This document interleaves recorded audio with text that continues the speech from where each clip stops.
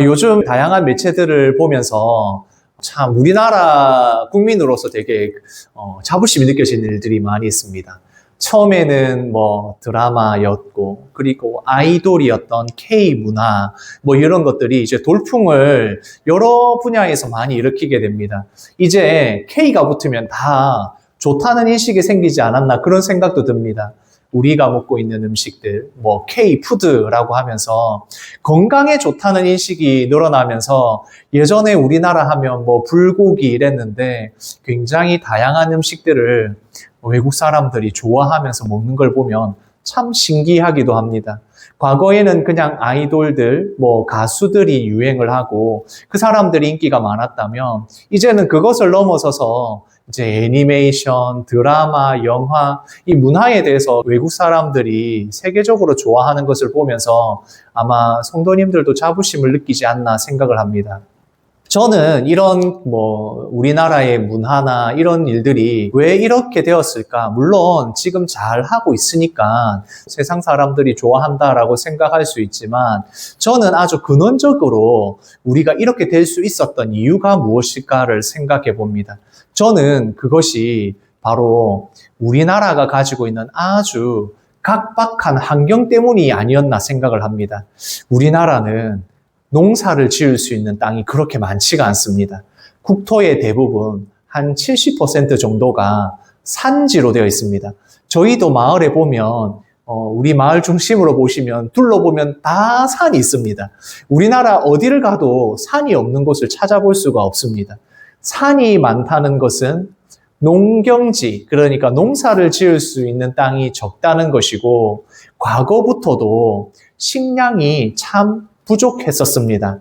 지금도 제가 찾아보니까 우리나라 식량 자급률, 그러니까 우리나라에서 나오는 것으로 얼마나 먹고 살 수 있느냐를 살펴봤는데 절반이 안 되더라고요. 우리나라에서 나오는 게 먹고 살려고 하면 우리나라 사람 절반은 굶는다는 이야기입니다. 거기다가 우리나라가 참 사계절이 뚜렷한 나라라고 좋은 말로 포장을 했지만 사실 여름과 겨울이 있어서 연교차, 그러니까 온도차가 굉장합니다. 제가 찾아보니까 최대로 40도 정도가 차이가 납니다. 가장 더운 날과 가장 추운 거를 내보면 우리나라가 한 40도 정도 차이가 나니까 이 얼마나 살기가 어려운 동네입니까? 거기다가 겨울에는 너무 건조하고 습도가 많은 날에는 비가 안 와도 100%가 되는 날이 있습니다. 이렇게 습하고 덥고 춥고 또 건조한 날씨가 있는 이 나라에 이렇게 환경적으로 어렵다 보니까 어떤 것이 발달했겠습니까? 어떻게든 먹고 살아야 되니까, 먹을 것을 구해야 되니까 뭐든지 먹게 되는 겁니다. 그러다 보니까 다른 나라 사람들이 먹지 않는 거 굉장히 많이 먹습니다. 고사리가 우리가 비빔밥에 들어가는 재료로 얼마나 맛있게 잘 먹습니까? 그런데 이 고사리는 해외에서는 대부분 독초로 되어 있습니다. 그런데 우리나라는 이거 어떻게든 먹어보겠다고 말려서 삶아서 먹으면 그 독이 해결이 되거든요. 그렇게 고사리를 우리가 먹고 있는 겁니다. 다른 나라 사람들은 고사리 먹는 거 보면 깜짝 놀랐는데 우리는 맛있다고 잘 먹지 않습니까? 거기다가 다람쥐나 이런 설치류들이 먹는 도토리, 우리나라는 양보하지 않았습니다. 도토리를 다람쥐에게 양보하지 않고 어떻게든 먹을 거라고 가루를 내고 그것을 묵으로 써서 도토리 묵이라고 얼마나 맛있게 잘 먹고 있습니까? 그리고 제가 봄만 되면 참 좋아하는 게 있는데 두릅을 되게 좋아합니다. 그런데 이 두릅도 사실은 이게 그냥 먹으면 식중독을 일으킨답니다. 그러나 우리나라는 식중독을 앓으려고 아주 여린 순이 나오면 그것을 삶아서 데쳐서 맛있게 먹지 않습니까? 참 먹을 것이 없어서 먹기 시작한 이런 것들이 지금은 어떻게 됐습니까? 세상의 사람들이 이거는 건강식이라고 좋아하는 음식이 되지 않았습니까?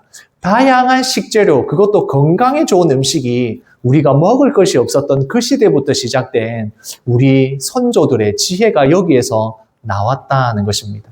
마찬가지입니다. 우리나라는 참 지하 자원도 그렇고 곡식도 그렇고 먹을 것도 없고 지하 자원도 없어서 살아남으려면 어떻게 해야 되겠습니까? 사람들이 정말 열심히 살아야 됩니다.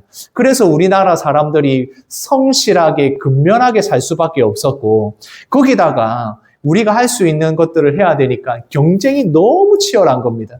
그래서 우리 젊은 사람들, 특히 학생 때의 그 경쟁들 얼마나 치열했습니까? 시험에, 대학 입시에 온갖 시험들을 치러서 그 경쟁이 치열한 것 때문에 분명 부작용이 많이 있지만, 그렇게 경쟁을 하다 보니까 어떤 분야에서든 굉장히 뛰어난 사람들이 나오기 시작을 하는 겁니다.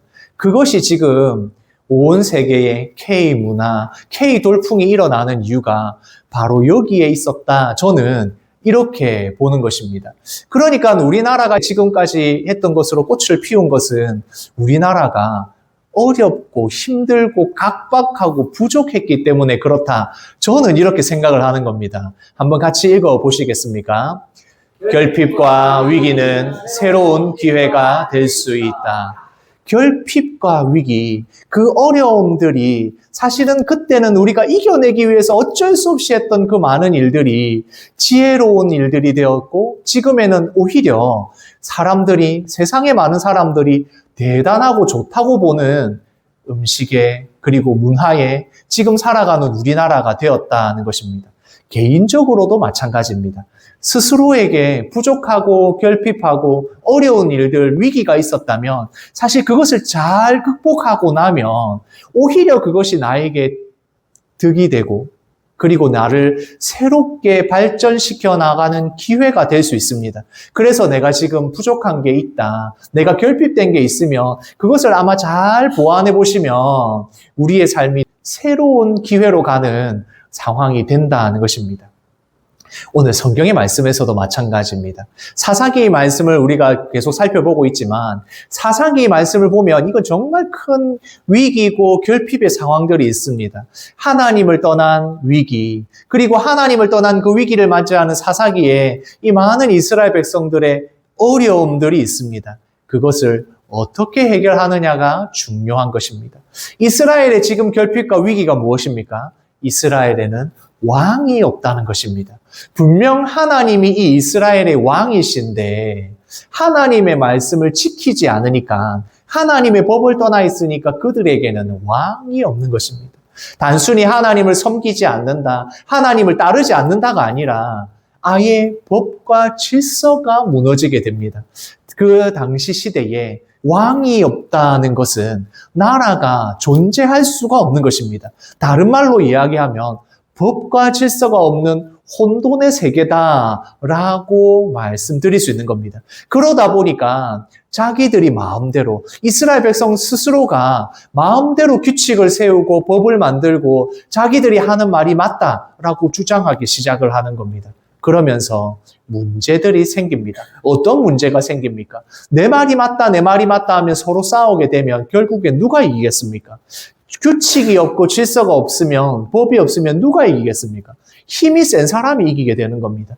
힘으로 결정하는 시대, 힘으로 모든 것을 해결하려고 하는 폭력이 난무한 시대가 바로 사사기의 시대가 된 것입니다.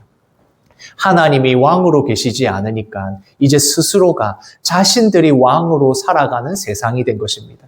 처음에는 하나님을 믿으면서 가나안에 있는 우상을 섬기는 것으로 시작이 되었습니다. 가장 강력한 바알과 아세라와 같은 이 곡식을 잘 여물게 하고 농사를 잘 지을 수 있도록 도와주는 바알과 아세라 같은 우상을 섬기는 것으로 시작을 했지만, 그것이 점점 더 하나님을 떠난 모습이 커지게 됩니다. 그러면서 나중에는 바알과 아세라뿐만 아니라 온갖 우상들, 그 근처에 있는, 이 이스라엘 근처에 있는 모든 이방 나라의 우상들을 섬기게 되고, 꼭 우상이 너무 많아서 백화점처럼 진열되어 있는 그런 나라가 바로 이스라엘이 된 것입니다. 나중에는 사사들조차도, 하나님이 세운 사사들조차도 이 우상들의 영향을 받게 되는 그런 일들이 일어납니다. 거기서 끝나지 않았습니다. 이 이스라엘 백성들이 나중에는 아예 다른 종교를 만들어내게 됩니다. 분명 하나님을 섬긴다고 하는데, 하나님을 섬긴다고 하면서 온갖 우상들을 결합한 그런 이단들이 만들어집니다. 그것이 바로 미가의 집에서 시작된 이 우상 숭배의 시작이었고, 거기에 레위인까지 합세하여서 그 우상을 숭배하는 이단에 가서 레위 지파로서 하나님의 말씀을 지키는 것이 아니라 가짜 제사장이 됩니다. 나중에는 또 어떻게 됩니까? 그래, 이 집보다는 한 지파의 그 제사장이 되는 게 좋겠다라는 제안을 받고는 단 지파에게 넘어가서 아예 단 지파에서 가짜 우상을 만들어서 가짜 하나님을 섬기는 이단이 만들어졌다. 그것이 계속되어 내려오더라. 그게 우리가 지금 자신이 왕이 되는 세상을 보고 있는 것입니다. 그래서 이 사사기의 말씀을 보면서 우리가 무엇을 알려주고 있느냐? 바로 이것입니다. 같이 읽겠습니다. 하나님이 없는 세상은 어떻게 될까? 하나님을 믿지 않고 하나님의 법을 지키지 않고 하나님을 떠난 이 이스라엘 백성들, 하나님의 백성들은 어떻게 되는가? 그 끝은 어딘가를 우리가 보고 있는 것입니다. 이건 다른 말로 표현하면 사람의 악함이 절정으로 가면 악한 것을 그대로 내버려 두고 하나님께서 통제하지 않는, 하나님께서 주시는 말씀을 벗어나면 과연 어디까지 갈 수 있을까? 바로 사사기에서 우리가 찾아볼 수 있다는 것입니다. 같이 말씀을 읽겠습니다. 이스라엘에 왕이 없을 그때에 에브라임 산지 구석에 거류하는 어떤 레위 사람이 유다 베들레헴에서 첩을 맞이하였더니, 우리가 지난번에 말씀을 통해서 미가의 집에 찾아간 레위인 같은 경우에는 그래, 이 사람은 정말 레위인이지만 레위인처럼 안 사는 사람이다. 아주 특별하게 하나님의 말씀을 떠난 이상한 사람이다 라고 생각을 하고 넘어갈 수 있지만, 오늘 이 말씀을 보면 또 다른 레위인이 나오는데 이 레위인도 하나님의 법을 따라 지키는 사람이 아니라 정상적이지 않은 하나님의 말씀을 떠난 모습을 보여줍니다. 여기에서 보면 일단 이 사람이 레위 사람이라고 하는데 지금 어떤 일을 하고 있냐면 첩을 맞이하였다라고 되어 있습니다. 여기서 이제 첩을 맞이하였다고 했으니까 아내 말고 다른 사람들이 있는, 그러니까 우리 옛날의 시대에 살아가면 그런 일이 있으니까 그런 첩 중에 한 명이었다 이렇게 생각을 할 수 있는데 그렇지 않습니다. 이 여기서 표현하고 있는 이 첩은 어떤 의미가 있느냐 하면 한마디로 말하면 어떠한 법적인 권리나 의무를 가지지 않은 관계다는 의미입니다. 그러니까 이 레위인이 첩을 가졌다는 것은 한마디로 말하면 제대로 결혼을 하지 않았기 때문에 원하면 언제든지 남자가 이 첩을, 여인을 버릴 수 있는 겁니다. 반대로 말하면 여자도 마찬가지입니다. 여자도 만약에 마음에 안 들면 그냥 가버리면 됩니다. 왜냐하면 이것이 정상적인 관계가 아니기 때문에 그렇습니다. 지금 이것을 우리가 사는 시대에 정확하게 번역을 하자면 이것은 내연녀가 있었다는 말입니다. 하나님의 말씀을 지키고 하나님의 법대로 살아가야 하는 제사장, 레위인들, 하나님께서 일부러 구별하여서 이 레위인들을 세웠는데 하나님의 법을 떠난 것뿐만 아니라 레위인으로서 살아야 할 모든 삶의 방법들을 다 내팽개쳐서 마음대로 살아가고 있는 것입니다. 하나님께서 레위인들에게 살아가는 방법과 함께 결혼의 제도에 대해서도 엄격하게 구별하여 주셨는데 그것을 지키지 않을 뿐만 아니라 마음대로 살아가더라. 바로 이 말이 레위인이 첩을 데리고 있었다라는 표현입니다. 그러니까 이 관계가 정상적인 관계가 아니다 보니까 여러 가지 큰 문제들이 일어날 수가 있는데 오늘 바로 그 일이 일어난 것입니다. 그래서 오늘 내용을 요약해서 말씀을 드리면 이 레위인의 첩이 음행을 저지릅니다. 바람을 피웠다는 거죠. 그렇게 바람을 피우고는 자기 친정집으로 돌아가 버립니다. 그렇게 친정집으로 돌아가니까 이 레위인이 첩을 찾으려고 온 것입니다. 그렇게 친정집에 찾아가서 데리고 오게 됩니다. 그렇게 데려오니까 자기 집에까지 가는 길이 멀어서 중간에 이제 기브아 성에 머물게 됩니다. 베냐민 지파가 있는 이 기브아 성에 머물게 되는데 이렇게 머물게 될 때 거기에서 한 가지 문제가 생깁니다. 거기에 있던 불량배들. 말씀에서 보면 벨리알의 아들들이라고 되어 있습니다. 그 불량배들이 나와서 이 숙소에서 쉬고 있는 레위인에게 나쁜 짓을 하려고 데리고 나오려고 하는 겁니다. 이 사람을 레위인을 잡아 오려고 하는 겁니다. 그 나쁜 짓을 하려고 했던 게 처음에는 남자 레위인이었습니다. 그런데 결국에는 이 레위인이 자기의 첩을 내어주고 뭐 이렇게 해서 몹쓸 짓을 하게 되는 겁니다. 그러다가 이 레위인의 첩이 죽고 말았습니다. 그렇게 죽게 되니까 이 레위인이 다시 돌아와서 이스라엘의 지파들에게 이 일을, 자기가 당한 일을 고발하게 됩니다. 그런데 이 고발하는 그 일도 보면 이게 지금 당시에, 뭐 지금도 그렇지만 당시에도 참 말도 안 되는 일로 고발을 하게 됩니다. 이런 행동을 해서 고발을 한다는 것 자체가 말이 안 되는데 이것을 레위인이 하게 됩니다. 그렇게 끔찍한 일을 통해서 고발을 하게 되자 이제 이스라엘 지파들이 다 모이게 됩니다. 그렇게 이스라엘 지파들이 모여서 이 미스바에서 모여서 총회를 열어서 이 일을 어떻게 할 것인가 의논을 하게 된다. 이것이 바로 오늘 읽은 말씀 이전에 일어났던 일들입니다. 제가 이것을 어떻게 설교할까를 고민을 하다가 제가 아주 간단하게 말씀을 드렸습니다.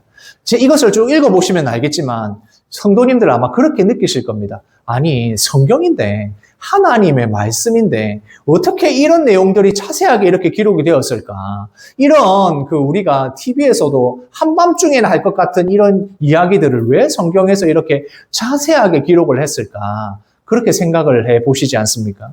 하나님의 거룩한 구별된 말씀, 이 복음의 말씀이 왜 이런 것들이 적혀 있을까? 우리가 성경을 읽을 때 알아야 할 것이 있습니다. 성경은 우리에게 하나님께서 우리에게 주신 복음, 그 구원의 역사를 기록하고 있습니다. 그 안에는 믿음으로 살아간 많은 선배들, 조상들의 일들이 기록이 되어 있습니다. 동시에 이 성경에는 죄를 짓게 되면 죄가 얼마나 심각한 문제를 가져오며 죄를 통하여서 얼마나 밑바닥까지 추락할 수 있는가를 성경에 기록해 놓았습니다. 그래서 이 성경의 말씀을 통하여 우리에게 알려줍니다. 하나님을 왕으로 모시지 않고 살아가면, 하나님을 왕으로 모시지 않고 살아가면 어떤 일이 일어나는가를 보여줍니다. 그래서 이 죄의 심각한 일들을 많이 기록해 놓아서 우리에게 가르쳐 줍니다. 하나님을 왜 우리가 왕으로 모시고 살아야 되는지, 하나님의 말씀, 복음을 왜 우리가 지키며 살아야 하는지를 죄의 밑바닥을 보여주면서 우리에게 알려주는 것입니다. 하나님이 우리의 왕으로 계셔야만, 우리가 말씀을 지키며 살아가야 정말 좋을 수밖에 없다는 것을 우리에게 알려주시는 겁니다. 그래서 이 심각하고 참 입에 담기 어려운 이 일들이 일어나게 되는 것입니다. 그래서 우리가 알아야 할 것이 있습니다. 같이 말씀을 읽겠습니다. 내가 궁핍함을 말하는 것이 아니니라. 어떠한 형편에서든지 나는 자족하기를 배웠노니. 바울 사도가 살아가는 삶이 정말 녹록지 않았습니다. 온 세계에 복음을 전하기 위해서 다닐 때에 감옥에도 여러 번 갇히고 여러 번 죽을 뻔하고 풍랑을 만나서 죽을 뻔하고 참 삶이 쉽지 않았습니다. 감옥에 갇혀 있는 그때에도 바울 사도가 말하기를 나는 자족하기를 배웠다. 내가 하나님으로 만족하는 삶을 알게 되었다. 그래서 성도들에게 이것을 알려준다. 어떤 형편에서든지 나는 하나님으로 만족하며 살아간다라고 바울 사도가 말했습니다. 이 말은 다르게 말하면 하나님으로 인하여 만족하지 못하면 하나님 외에 다른 것에서 행복하기를, 잘 살기를 바라고 욕심을 부리기 시작하면 거기서 문제가 출발한다는 것입니다. 하나님을 왕으로 모시지 않으면, 하나님을 따르지 않고 말씀을 벗어나서 다른 곳에서 해결의 방법을 찾기 시작하면 거기에서 문제가 시작이 되더라. 바로 이것을 말씀을 통하여 알려주는 것입니다. 죄의 가장 밑바닥까지 나아가는 걸 보여주면서 하나님을 떠나면 어떻게 되는지, 하나님으로 만족하지 않으면 어떻게 되는지를 우리에게 알려주는 것입니다.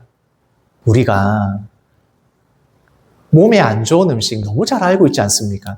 이거 많이 먹으면 안 되는데, 이걸 많이 먹으면 건강에 해로울 텐데 라는 것을 너무나도 잘 알고 있지만 참 끊을 수 없는 입에 너무 달고 맛있는 음식들이 있습니다.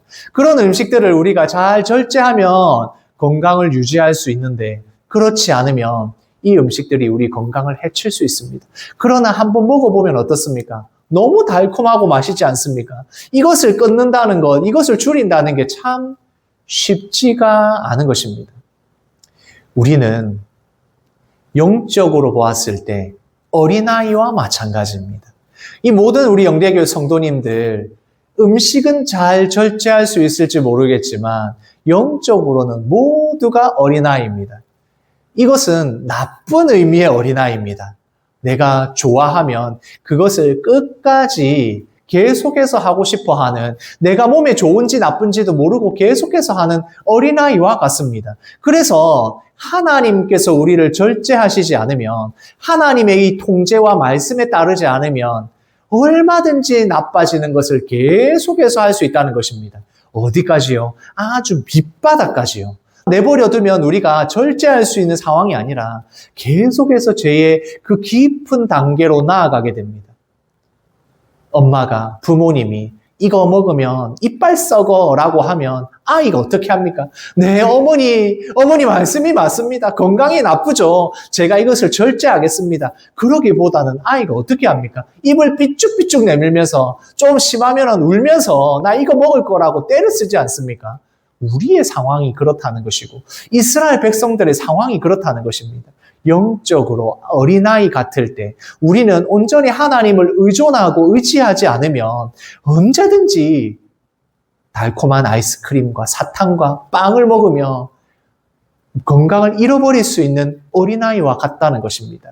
그래서 오늘 말씀을 보면 딱 그런 상황입니다. 지금 이제 이렇게 문제가 생기고 레위인이 이런 일을 당했으니까 이 문제에 책임을 묻기 위해서 회의를 하게 됩니다. 그 회중이 일제히 누구 앞에 모였다고 했습니까? 여호와 앞에 모였다라고 되어 있습니다. 우리가 여호와 하나님께서 함께 하신다, 여호와 하나님이 앞에 모였다 이런 표현들이 나오면 무조건 하나님이 함께 하시는구나 라고 생각할 수 있지만 나중에 보면, 이후에도 보게 되면 이 이스라엘 백성들의 회의에 하나님의 뜻을 구하거나 찾지 않습니다. 지금 그게 어디에 나오냐면 그들이 어떻게 나왔는지를 보면 알 수 있습니다. 같이 읽겠습니다. 칼을 빼는 자는 40만 명이었으며 지금 이 문제를 해결하기 위해서 미스바에서 총회로 모였는데 그들이 회의를 하기 위해서 모인 것 치고는 어떻습니까? 어마어마한 군인들이 무장을 하고 나왔습니다. 이 말은 무슨 말이겠습니까? 지금 이 일은 절대 내버려 두면 안 된다. 무조건 이거 해결해야 되고 이 베냐민 지파, 이 기브아성 사람들 가만히 두면 안 된다라고 생각하고 모인 것입니다. 하나님의 뜻대로 모였다라고 하면서 이미 마음을 굳히고 있는 것입니다. 그러니까 지금 이 총회에 모인 사람들은 이 일에 분노하면서 반드시 이걸 복수하겠다는 생각을 하고 나온 것입니다. 그들이 모여서 한 이야기를 같이 읽어보겠습니다.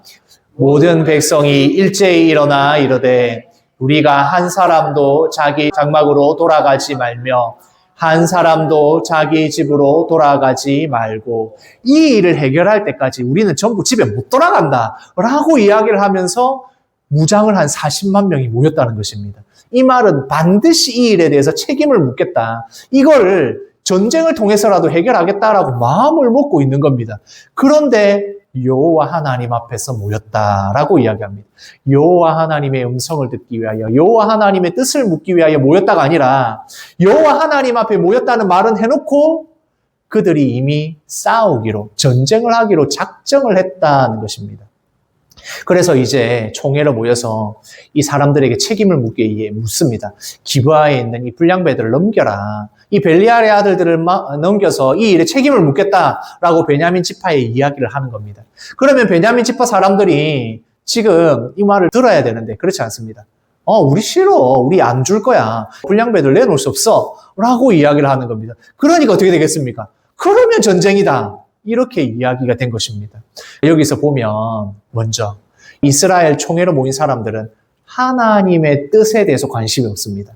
이미 이 총회의 결정을 하면 무조건 그 결정대로 하겠다라고 생각을 하고 지금 이 책임을 묻고 있는 겁니다. 그러면 베냐민 지파 사람들은 이스라엘 총회에서 결정을 한 거니까 거기에 따라야 되는데 어떻게 합니까? 그것에 대해서도 거부하는 것입니다. 하나님의 뜻도 찾지 않고 그렇다고 이스라엘 총회가 모인 것을 베냐민 지파도 거부합니다. 그러면 어떻게 되겠습니까? 지금 이스라엘은 혼돈 그 자체인 것입니다. 이스라엘의 총회의 권위도 인정하지 않고 하나님의 말씀의 권위도 인정하지 않고 그렇게 어떠한 것도 서로 인정을 하지 않으니까 혼돈 그 자체입니다. 그러면 어떻게 되겠습니까? 서로가 싸우게 되면 이제 해결할 수 있는 방법은 단 하나밖에 없는 것입니다. 서로의 의견이 다르고 서로의 권위를 인정하지 않고 하나님의 권위를 인정하지 않으니까 결국엔 이것을 해결할 수 있는 건 누가 더 센지 붙어서 폭력으로 해결할 수 밖에 없는 것입니다. 그래서 전쟁이 일어나게 되는 것입니다. 이스라엘의 내전이 일어났습니다. 이스라엘의 연합군과 베냐민 지파 사이에 전쟁이 일어났습니다. 두 번의 전투에서 이스라엘 연합군이 지게 됩니다. 이 베냐민 지파가 그 이스라엘 총회의 말을 듣지 않은 이유가 있어 보입니다. 그만큼 자신이 있었다는 겁니다. 싸워서 두 번이나 이겼고 그때의 사상자가 이스라엘 연합군에 한 4만 명이나 났습니다.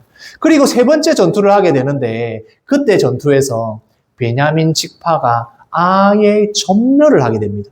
완전 전멸을 하게 되어서 남자들이 600명밖에 살아남지 않는, 그러니까 거의 전멸하다시피 이 전투가 끝나게 된 것입니다. 그러니까 이 이스라엘 연합군의 사상자, 그리고 베냐민 지파의 사상자를 보면 진짜 이 전투가 치열했고 이스라엘 지파 안에서 싸움이 일어나서 수많은 사람들이 죽게 되었다는 것입니다. 이스라엘 백성들의 모습을 한번 보십시오. 과거에 하나님께서 여호수아에게 이 말씀을 주셨을 때 여호수아 앞에 맹세하던 이스라엘 백성들의 모습을 생각해 보십시오. 그들이 하나님의 말씀을 따르고 하나님의 말씀을 온전히 우리의 후손들에게 지키도록 하겠다라고 그들이 언약하였던, 서약하였던 내용들은 이제는 온데간데 없고 하나님을 떠나 우상을 섬기고 우상을 점점 더 섬기고 나중에는 이단을 만들어내고 그러다가 결국에는 어떻게 됩니까? 이스라엘 안에서 서로 싸우고 피를 흘려서 수많은 사람들이 죽는 이 내전이, 싸움이 일어나게 되더라는 것입니다. 하나님을 떠나고 하나님을 왕으로 섬기지 않는 이스라엘 백성들의 모습이 바로 이렇게 되었다는 것입니다. 우리가 사사기의 말씀을 보면서 우리가 어떤 것을 생각할 수 있겠습니까? 지금 우리가 살아가는 이 시대가 영적인 위기의 시대라고 합니다. 영적인 이 위기의 시대가 지금 이 시대에만 있는 것이 아니라 우리 영대교회도 지금 믿고 있는 우리 성도님들에게도 분명히 있다고 생각합니다. 우리는 스스로에게 질문해 봐야 합니다. 하나님의 백성으로 살아가고 계십니까? 하나님을 진정한 우리의 삶의 왕으로 모시고 살아가고 있습니까? 아니면 하나님 외에 다른 방법들을 찾으며 설탕과 같이 달콤한 아이스크림과 과자와 같이 달콤한 것들을 찾아서 이것이 같이 하면 되지 않을까라고 생각은 하고 계시지 않습니까? 정말 하나님의 말씀이 우리의 삶을 인도하고 있습니까? 내 삶의 가장 중요한 부분들, 내가 선택해야 될 그 선택의 기로에서 내가 정말 하나님의 말씀을 기준으로 선택하며 살아가고 계십니까? 이 영적인 위기가 지금 우리 삶 가운데 있다면, 우리 인생 가운데 있다면 이것을 어떻게 우리가 잘 이겨낼 수 있는지를 생각해야 됩니다. 왜냐하면 항상 결핍과 위기는 하나님이 주시는 놀라운 선택과 발전의 일들로 일어나기 때문입니다. 이 위기의 상황은 사사기의 말씀과 같은 이 엄청난 위기 가운데서 하나님께 회개하고 돌아왔을 때 주시는 회복과 하나님이 주시는 놀라운 일들이 일어날 수 있기 때문에 그런 것입니다. 우리는 이것을 분명하게 알아야 합니다. 같이 읽겠습니다. 위기는 기회로 이어질 수 있다. 지금 우리가 영적인 위기를 맞이하였다면, 우리 교회 성도님들이 영적으로 위기에 있다면 그것은 기회로 이어질 수 있습니다. 그 기회로 이어지기 위해서는 먼저 하나님 앞에 우리가 회개하고 우리의 상황과 이 모든 것을 되돌이키는 회개의 과정이 필요하고, 지금 내가 서 있는 곳이 어디인가를 아는 것이 중요합니다. 내가 지금 어디에 서 있는가, 내가 지금 어디에 있는가를 살펴보았을 때 그것이 바로 위기가 기회가 되는 하나님 앞에서 터닝 포인트가 되는 중요한 상황이 되는 것입니다. 그러면 내가 어디에 서 있는가를 알기 위해서 우리는 온전히 하나님 앞에 드리는 예배가 중요합니다. 우리가 드리는 이 예배 가운데 우리가 중심을 온전히 하나님께로 향하고 하나님의 말씀을 내가 아멘으로 받고 지금 내가 서 있는 곳이 어딘가를 확인하고 하나님 앞으로 나아갈 때 우리의 예배를 통하여서 우리에게는 이 위기가 기회로 찾아올 수 있는 것입니다. 모든 영적인 문제들은 온전히 하나님 앞에 예배드리지 않을 때 문제가 생깁니다. 그래서 기회는 바로 예배에 있습니다. 하나님 앞에 진심으로 중심으로 드려지는 예배, 하나님 앞에 내 모든 자아를 내려놓고 겸손히 하나님을 찾고 예배할 때에 우리의 삶이 변화되고 우리의 중심이 변화되고 매일매일의 삶에서 우리의 삶의 가치관이 온전히 하나님께로 향할 수 있는 그 일들이 일어날 수 있는 것입니다. 바로 예배를 온전하게 드릴 때에 일어납니다. 우리가 이 1시간 드리는 이 예배가 귀하게 사용되어야 되는 이유가 여기에 있습니다. 우리가 이 예배를 사모하면서 드려야 되는 이유가 여기에 있습니다. 하나님이 기뻐 받으시는 예배를 드릴 때에 우리의 삶 가운데서도 죄의 깊은 문제들이 해결될 수 있는 것입니다. 같이 읽겠습니다. 나는 하나님을 예배하는 예배자입니다. 우리가 드리는 이 온전한 예배, 우리가 예배자로 바로 서 있을 때에 나를 통하여서 그리고 내가 온전하게 잘 서 있을 때에 하나님을 온전하게 예배하는 자로서 내가 있는 직장에서, 내가 있는 곳에서 하나님의 온전한 뜻이 이루어지고 죄의 깊은 문제가 아니라 영적으로 하나님이 주시는 풍성함과 하나님이 주시는 복을 누리게 되는 것입니다. 우리가 온전히 하나님을 예배하는 자로서 오늘 이 시간 예배를 드리고 이 한 주간 삶을 살아가면서 온전히 예배적 삶을 살아가시는 우리 영대교회 성도님들 되시기를 소원합니다.